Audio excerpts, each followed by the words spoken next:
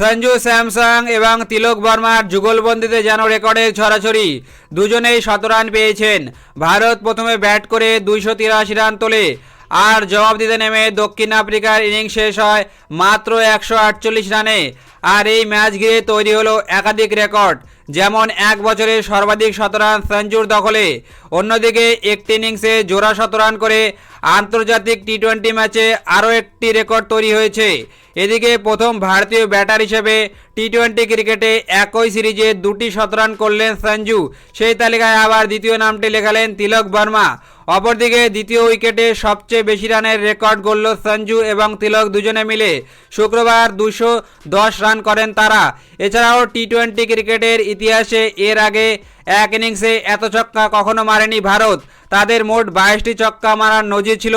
শুক্রবার সব মিলিয়ে ২৩টি ছক্কা মারেন ভারতের তিনজন ব্যাটার। এতগুলো রেকর্ডের মাঝে আপনার প্রিয় কোনটি জানিয়ে দিন কমেন্টের মাধ্যমে।